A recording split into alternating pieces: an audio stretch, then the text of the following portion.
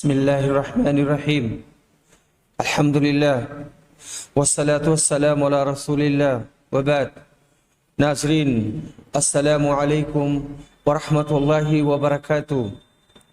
باب اسم الفرس والحمار، گھوڑوں اور گدھوں کا نام رکھنا۔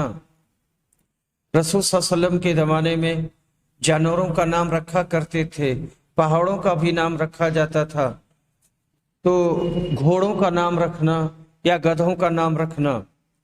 عبداللہ بن ابی قتادہ روایت کرتے ہیں اپنے والد ابو قتادہ سے کہ یہ نبی صلی اللہ علیہ وسلم کے ساتھ صلح حدیبیہ کے موقع پر نکلے۔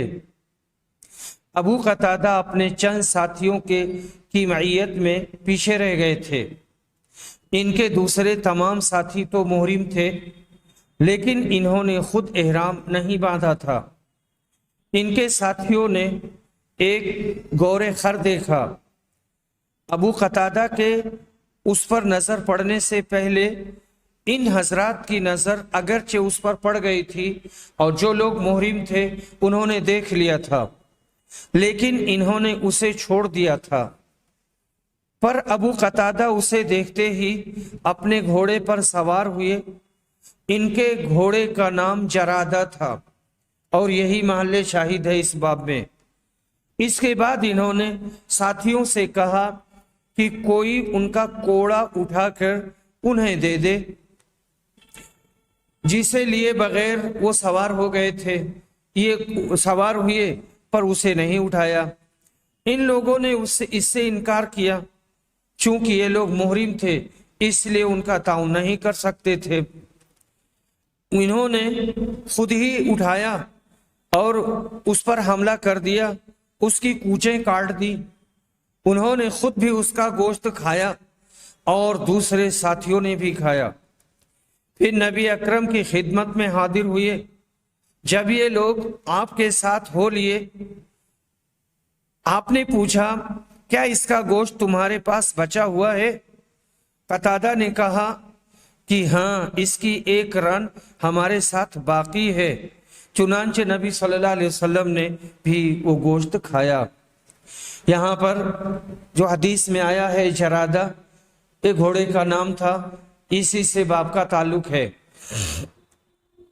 حدیث نمبر 2855۔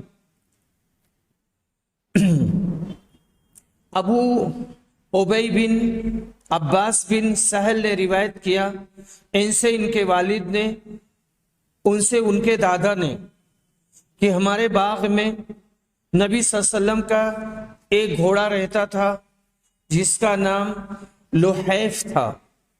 امام بخاری فرماتے ہیں بعض نے اسے لخیف بتایا ہے،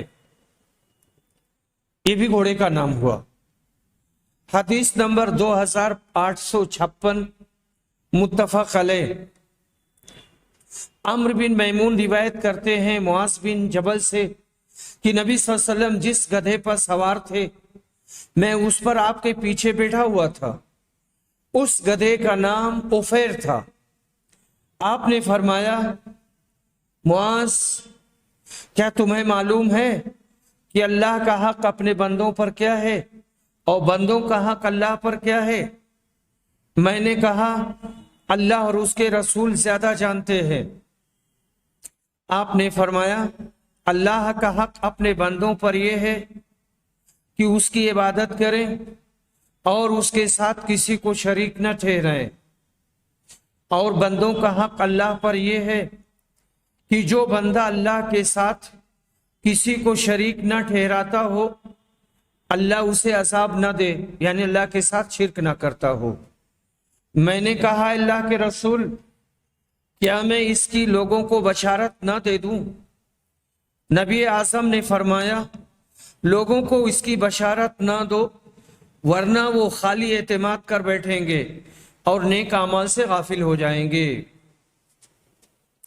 یہاں گدھے کا نام عفیر مذکور ہے، اسی سے باب کا مطلب بھی ثابت ہوا۔ حدیث حاضہ سے شرک کی انتہائی مذمت اور توحید کی انتہائی خوبی بھی ثابت ہوئی۔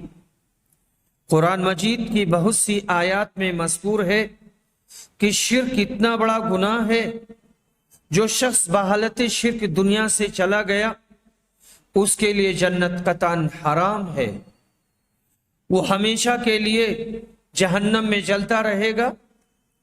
صد افسوس کہ کتنے نام نہاد مسلمان ہیں جو قرآن مجید پڑھنے کے باوجود اندھے ہو کر شرکیہ کاموں میں گرفتار ہیں، بلکہ بت پرستوں سے بھی آگے بڑھے ہوئے ہیں، جو قبروں میں دفن شدہ بزرگوں سے حاجات طلب کرتے، دور دراز سے ان کی دعائی دیتے اور ان کے ناموں کی نظر و نیاز کرتے ہیں، ان کے نام کی نظریں چڑھاتے ہیں، اور ایسے ایسے غلط اعتقاد بزرگوں کے بارے میں رکھتے ہیں جو کھلے ہوئے شرک ہیں اور جو بت پرستوں کو ہی سیب دیتے ہیں، مگر نام نہاد مسلمانوں نے اسلام کو برباد کر دیا ہے۔ حدیث نمبر 2857، انس بن مالک رضی اللہ عنہ روایت کرتے ہیں کہ ایک رات مدینہ میں کچھ خطرہ سا محسوس ہوا تو نبی صلی اللہ علیہ وسلم نے ہمارا گھوڑا منگوایا۔ یہ ابو طلحہ کا گھوڑا تھا، گھوڑے کا نام مندوب تھا، ابو طلحہ کا گھوڑا تھا، اور ابو طلحہ ام سلیم کے شوہر تھے، اور یہ حضرت انس ام سلیم کے بیٹے تھے جو ان کے پہلے شوہر تھے مالک۔ پھر آپ نے فرمایا خطرہ تو ہم نے کوئی نہیں دیکھا، البتہ اس گھوڑے کو ہم نے سمندر پایا ہے۔ ہوا کیا؟ آواز آئی باہر سے، لوگ سب اکٹھا ہوئے، آواز غیر مانوس تھی تو سب اکٹھا ہو کر کے باہر نکلے، چل کر دیکھیں۔ اس کا مطلب یہ ہوا کہ اگر سماج میں اس طرح کی کوئی بات پیدا ہوتی ہے، کوئی خطرہ محسوس ہوتا ہے، تو پورے سماج کو فوراً اکٹھا ہو کر کے اس کے مقابلے کے لیے تیار ہو جانا چاہیے۔ جب باہر نکلے تو نبی صلی اللہ علیہ وسلم واپس آ رہے تھے اور اس گھوڑے پر سوار تھے، اس پر زین نہیں تھی، اور آپ نے کہا میں نے اس کو سمندر پایا ہے۔ ایک دفعہ مدینہ میں رات کو ایسا خیال لوگوں کو ہوا کہ اچانک کسی دشمن نے شہر پر حملہ کر دیا ہے۔ نبی اکرم صلی اللہ علیہ وسلم خود بنفس نفیس مندوب گھوڑے پر سوار ہو کر اندھیری رات میں اس کی تحقیق کے لیے نکلے، مگر اس افواہ کو آپ نے غلط پایا۔ یہی واقعہ یہاں مذکور ہے اور پیچھے کئی جگہ پر مختلف انداز میں اس کے الفاظ آئے ہیں۔ باب ما یذکر فی شؤم الفرس، اس بیان میں کہ بعض گھوڑے منحوس ہوتے ہیں، کیا گھوڑے منحوس ہوتے ہیں، اس کا بیان۔ حدیث نمبر 2858، متفق علیہ۔ عبداللہ بن عمر روایت کرتے ہیں کہ میں نے نبی صلی اللہ علیہ وسلم سے سنا، آپ نے فرمایا تھا کہ نحوست صرف 3 ہی چیزوں میں ہوتی ہے، گھوڑے میں، عورت میں اور گھر میں۔ یعنی اگر نحوست کوئی چیز ہوتی، اصلاً نحوست ہے نہیں، اگر ہوتی تو ان تینوں میں ہوتی، جیسے آگے کی حدیث سے یہ بات واضح ہو رہی ہے۔ امام ابو داؤد کی روایت میں ہے کہ بدفعلی کوئی چیز نہیں، اگر ہو تو گھر اور گھوڑے اور عورت میں ہوگی۔ اور ابن خزیمہ اور حاکم نے روایت کیا کہ 2 شخص حضرت عائشہ کے پاس گئے کہ ابو ہریرہ یہ حدیث بیان کرتے ہیں کہ 3 چیزوں میں نحوست ہوتی ہے، گھوڑے، عورت اور گھر میں، یعنی گھوڑے میں، عورت میں اور گھر میں۔ یہ سن کر حضرت عائشہ بہت غصہ ہوئیں اور کہنے لگی کہ نبی صلی اللہ علیہ وسلم نے ایسا نہیں فرمایا، بلکہ آپ نے جاہلیت والوں کا یہ خیال بیان کیا تھا کہ وہ ان چیزوں میں نحوست کے قائل تھے۔ علماء نے اس میں اختلاف کیا ہے کہ واقعی ان چیزوں میں نحوست کوئی شے ہے یا نہیں۔ اکثر نے انکار کیا ہے، کیونکہ دوسری صحیح حدیث میں ہے کہ بدشگونی کوئی چیز نہیں ہے، نہ چھوت کوئی چیز۔ اور بعض نے کہا کہ نحوست سے مراد یہ ہے کہ گھوڑا بدذات، کاہل اور شریر ہو، زیادہ کھاتا ہو، عورت بد زبان ہو، اس کا معاملہ اچھا نہ ہو، گھر تنگ ہو، اس میں ہوا نہ آتی ہو اور گندا ہو۔ اور اسی طرح سے بعض مقامات پر پڑوسیوں کا بھی تذکرہ آیا ہے کہ پڑوسی اچھے نہ ہوں۔ ابو داؤد کے ایک حدیث میں ہے، آپ سے ایک شخص نے بیان کیا، اے اللہ کے رسول، ہم ایک گھر میں جا کر رہے تو ہمارا شمار کم ہو گیا، مال گھٹ گیا۔ آپ نے فرمایا ایسے برے گھر کو چھوڑ دو۔ حافظ ابن حجر کہتے ہیں یعنی باب جس میں گھوڑے کی نحوست کا ذکر ہے وہ اپنے عموم پر ہے یا اس سے بعض گھوڑے مراد ہیں، یعنی کیا یہ معمول کیا جائے کہ سب کو شامل ہے یا بعض گھوڑے اس میں ہیں؟ اور کہا یعنی حافظ ابن حجر نے وہ ظاہر پر ہے یا اس کی تعویل کی گئی ہے۔ اور امام بخاری نے حدیث ابن عمر کے بعد حدیث سہل لا کر اشارہ فرمایا ہے کہ حدیث ابن عمر کا حصر اپنے ظاہر پر نہیں ہے۔ اور ترجمۃ الباب جو بعد میں ہے، جس میں ہے کہ گھوڑا 3 قسم کے آدمیوں کے لیے ہوتا ہے، اس سے معلوم ہوتا ہے کہ نحوست عام نہیں ہے بلکہ بعض گھوڑوں کے ساتھ خاص ہوتی ہے۔ اور یہ امام بخاری کی باریک نظری ہے اور آپ کی گہری فکر ہے۔ اگر کوئی کہے کہ نحوست اس کے غیر میں حصر کے معنی میں آتی ہے تو اس کے جواب میں خطابی نے کہا ہے کہ برکت اور نحوست 2 ایسی علامتیں ہیں جو خیر اور شر سے انسان کو پہنچتی ہیں، اور ان میں سے بغیر اللہ کے فیصلہ کے کوئی بھی چیز لاحق نہیں ہو سکتی۔ اور مذکورہ تینوں چیزیں محل اور ظروف ہیں، ان میں سے کوئی چیز بھی طبعاً برکت یا نحوست نہیں رکھتی۔ ہاں اگر ان کو استعمال کرتے وقت ایسی چیز پیش آ جائے تو وہ چیز ان کی طرف منسوب ہو جاتی ہے۔ مکان میں سکونت کرنی پڑتی ہے، عورت کے ساتھ گزران کرنا ضروری ہوتا ہے، عورت کے ساتھ آدمی زندگی گزارتا ہے، اور کبھی ضرورت کے لیے گھوڑا پالنا پڑتا ہے، تو ان کے ساتھ بعض مواقع پر برکت یا نحوست اضافی چیزیں ہیں، ورنہ جو کچھ ہوتا ہے صرف اللہ ہی کے حکم سے ہوتا ہے۔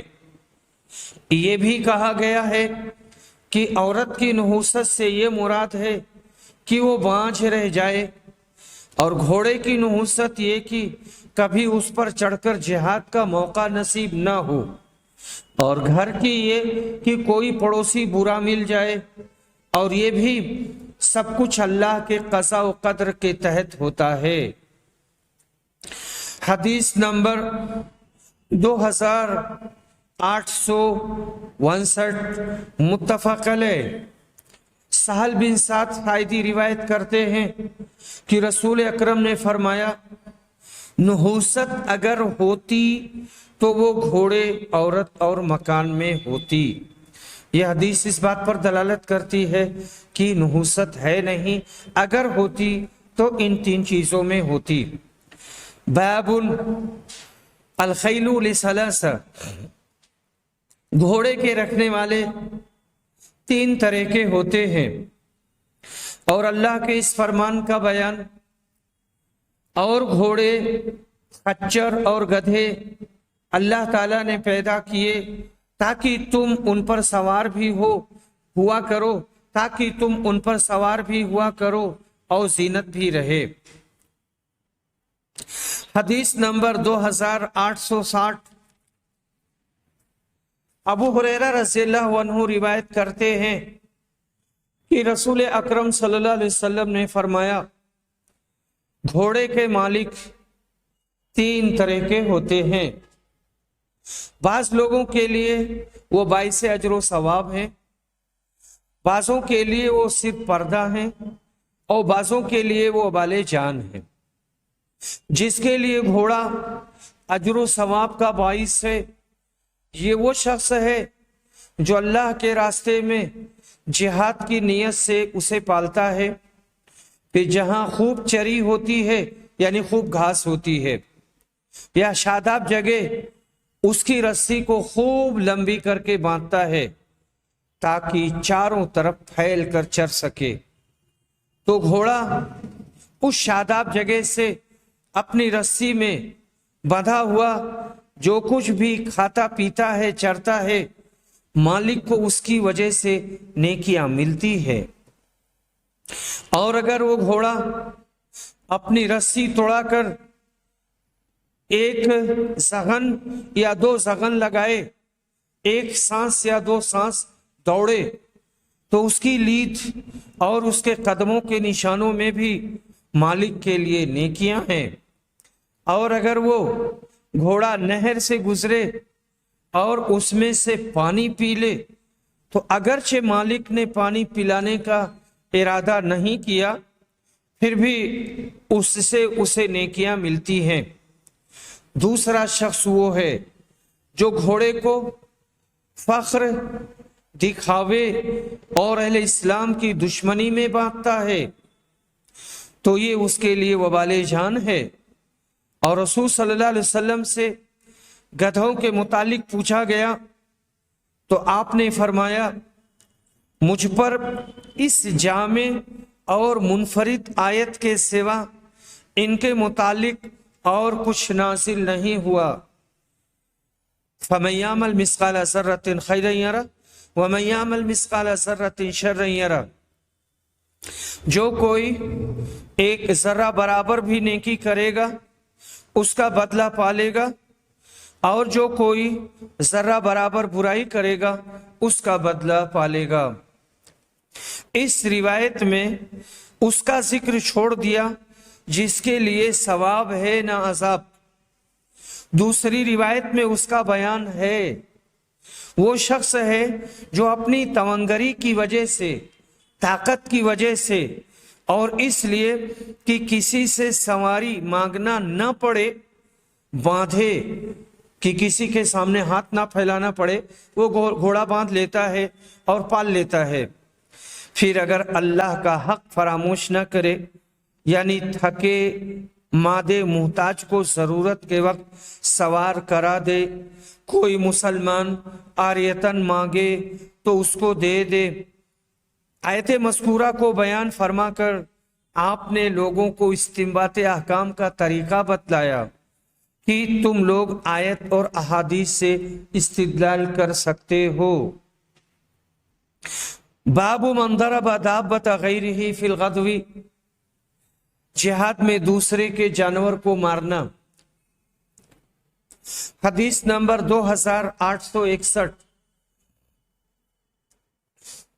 جابر بن عبداللہ انصاری رضی اللہ عنہما روایت کرتے ہیں، بلکہ یہاں ابو المتوکل ناجی کہتے ہیں کہ میں جابر بن عبداللہ انصاری کی خدمت میں حاضر ہوا اور عرض کیا کہ آپ نے رسول صلی اللہ علیہ وسلم سے جو کچھ سنا ہے ان میں سے مجھ سے بھی کوئی حدیث بیان کر دیجئے. انہوں نے کہا کہ میں حضور اکرم کے ساتھ ایک سفر میں تھا. ابو عقیل راوی نے کہا کہ مجھے معلوم نہیں یہ سفر جہاد کے لیے تھا یا عمرہ کے لیے. واپس ہوتے ہوئے جب مدینہ منورہ دکھائی دینے لگا تو نبی اکرم نے فرمایا جو شخص اپنے گھر میں جلدی جانا چاہتا ہے وہ جا سکتا ہے. جابر رضی اللہ عنہ نے بیان کیا کہ پھر ہم آگے بڑھے. میں اپنے ایک سیاہی مائل سرخ بے داغ اونٹ پر سوار تھا. دوسرے لوگ میرے پیچھے رہ گئے. میں اسی طرح چل رہا تھا کہ اونٹ رک گیا، وہ تھک گیا تھا۔ نبی اکرم نے کہا جابر اپنا اونٹ تھام لو۔ آپ نے اپنے کوڑے سے اسے مارا، اونٹ کود کر چلنے لگا۔ پھر آپ نے دریافت فرمایا یہ اونٹ بیچو گے؟ میں نے کہا ہاں۔ جب مدینہ پہنچے اور نبی اکرم اپنے اصحاب کے ساتھ مسجد نبوی میں داخل ہوئے تو میں بھی آپ کی خدمت میں پہنچا اور بلات کے ایک کونے میں میں نے اونٹ کو باندھ دیا اور نبی صلی اللہ علیہ وسلم سے عرض کیا یہ آپ کا اونٹ ہے۔ پھر آپ باہر تشریف لائے اور اونٹ کو گھمانے لگے اور فرمایا اونٹ تو ہمارا ہی ہے۔ اس کے بعد آپ نے چند اقیہ سونا مجھے دلوایا اور دریافت فرمایا تم کو قیمت پوری مل گئی؟ میں نے کہا جی ہاں۔ پھر آپ نے فرمایا اب قیمت اور اونٹ دونوں ہی تمہارے ہیں۔ امام احمد رحمت اللہ علیہ کی روایت میں یوں ہے، آپ نے فرمایا ذرا اس کو بٹھا۔ میں نے بٹھایا، پھر نبی صلی اللہ علیہ وسلم نے یہ لکڑی فرمایا یہ لکڑی تو مجھ کو دے۔ نبی صلی اللہ علیہ وسلم نے کہا ذرا یہ لکڑی ہم کو دے دینا۔ میں نے دے دی۔ آپ نے اس لکڑی سے اس کو کئی ٹھونسے دیے، کچوکے لگائے۔ اس کے بعد کہا سوار ہو جاؤ۔ میں سوار ہو گیا۔ ترجمہ باب یہیں سے نکلتا ہے کہ آپ نے پرائے اونٹ کو مارا۔ اونٹ حضرت جابر کا تھا، آپ نے اس کو مارا۔ بلات، یہاں لفظ آیا ہے بلات، وہ پتھر کا فرش جو مسجد کے سامنے تھا، اور یہ جو سفر تھا یہ تبوک سے واپسی کا سفر تھا، عمرے کا سفر نہیں تھا۔ باب الرکوب علی دابۃ ثابت والفحولۃ من الخیل، سخت سرکش جانور اور نر گھوڑے کی سواری کرنا۔ راشد بن سعد تابعی نے کہا کہ صحابہ نر گھوڑے کی سواری کو پسند کیا کرتے تھے کیونکہ وہ دوڑتا بھی تیز ہے اور وہ بہادر بھی ہوتا ہے۔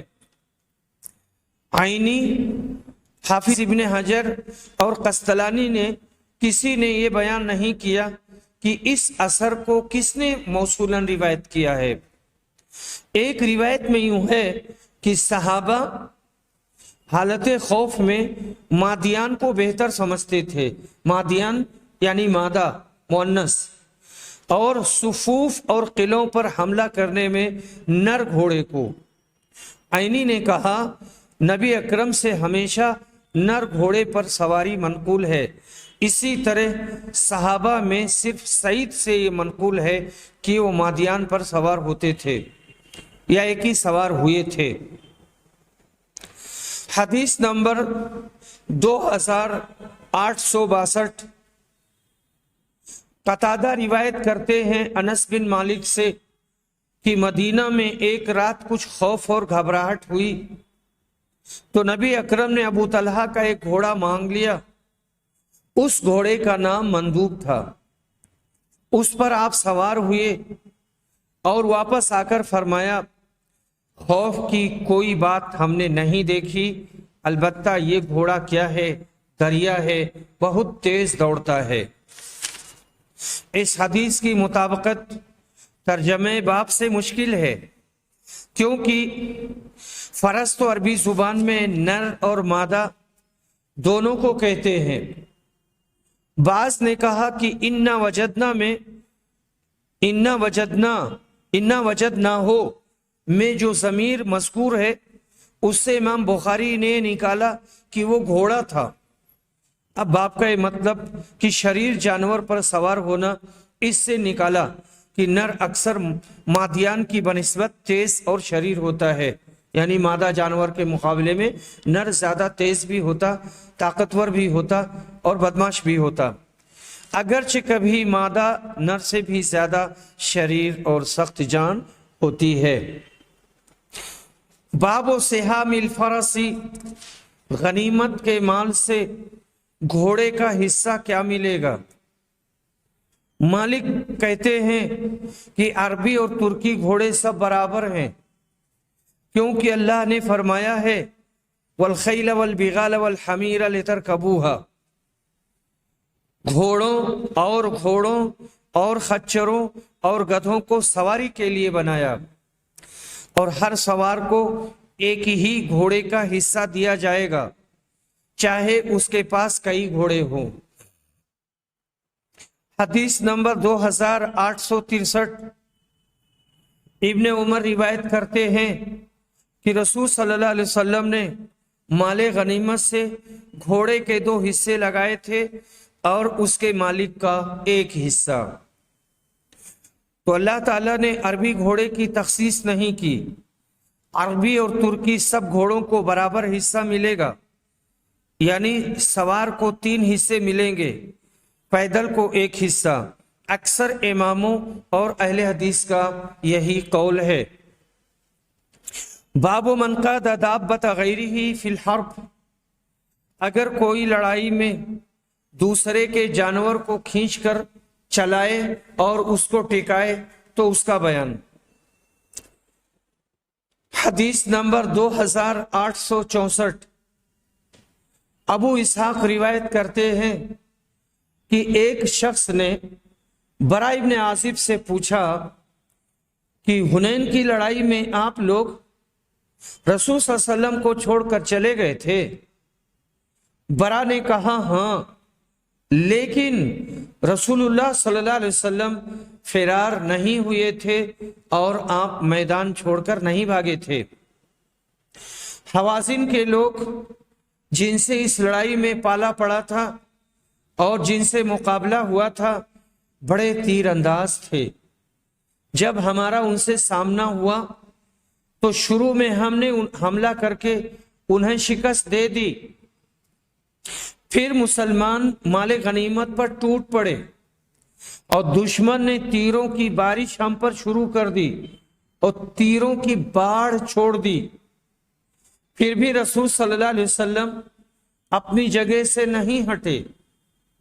میں نے دیکھا آپ اپنے سفید خچر پر سوار تھے، ابو سفیان بن حارث بن عبد المطلب اس کی لگام تھامے ہوئے تھے اور آپ یہ شعر پڑھ رہے تھے، میں نبی ہوں، اس میں کوئی جھوٹ کا دخل نہیں، میں عبد المطلب کی اولاد ہوں۔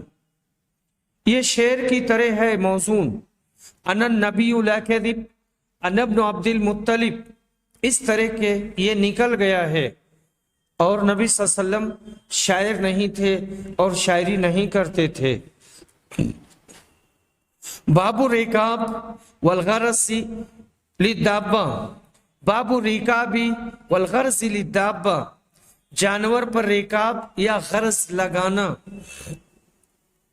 حدیث نمبر 2865، عبداللہ بن عمر رضی اللہ عنہ روایت کرتے ہیں کہ نبی صلی اللہ علیہ وسلم جب اپنا پائے مبارک رکاب میں ڈالا، یعنی رسول اکرم نے جب اپنا پاؤں ڈالا اور اونٹنی آپ کو لے کر سیدھی اٹھ گئی تو آپ نے مسجد ذوالحلیفہ کے پاس لبیک کہا یا اور احرام باندھا۔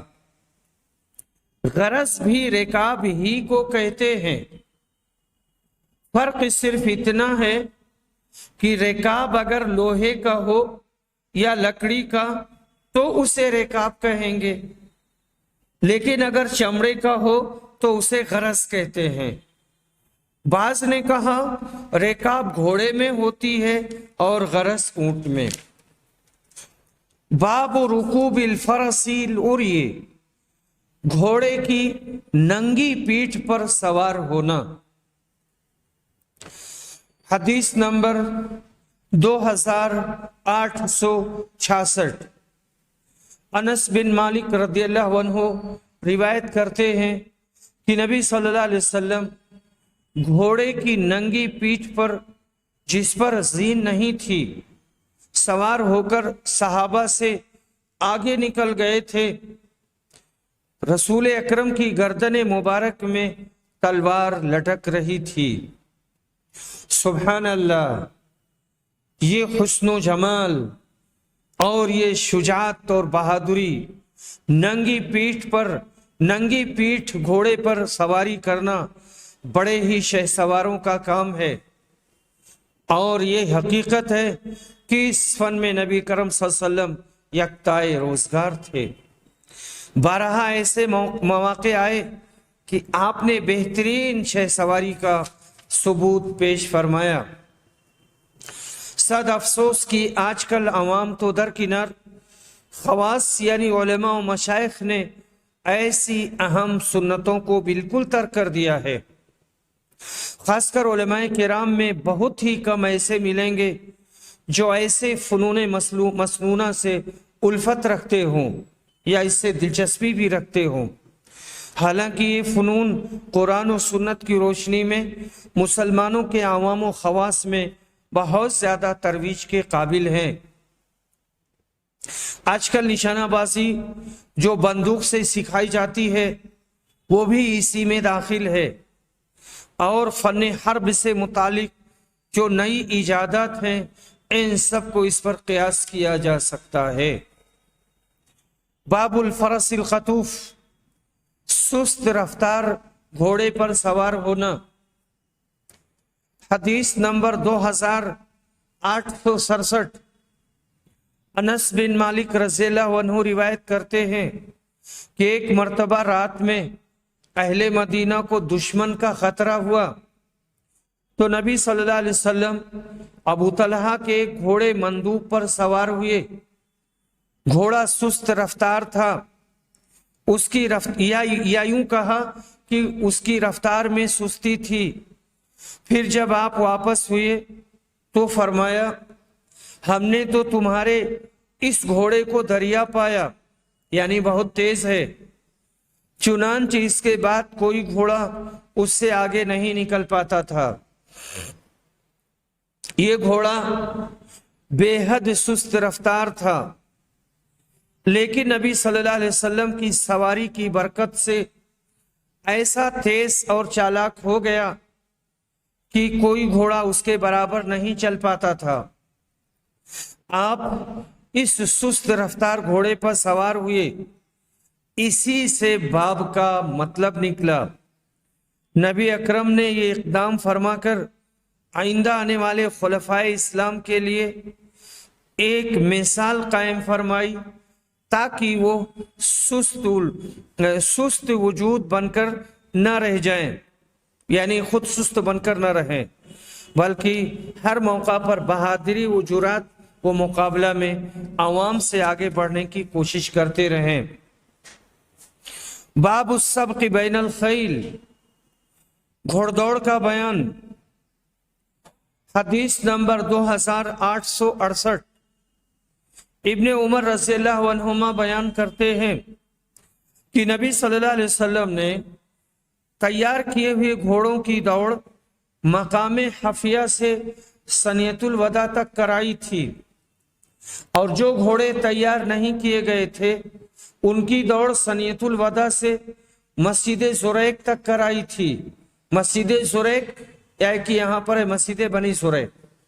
ابن عمر نے بیان کیا کہ گھوڑ دوڑ میں شریک ہونے والوں میں میں بھی تھا۔ حفیہ اور ثنیۃ الوداع دونوں مقاموں کے نام ہیں، جگہ کے نام ہیں۔ مدینہ سے باہر تیار کیے گئے، یعنی ان کا اضمار کیا گیا۔ تیار کیے گئے گھوڑے سے مراد ہے تضمیر شدہ گھوڑے۔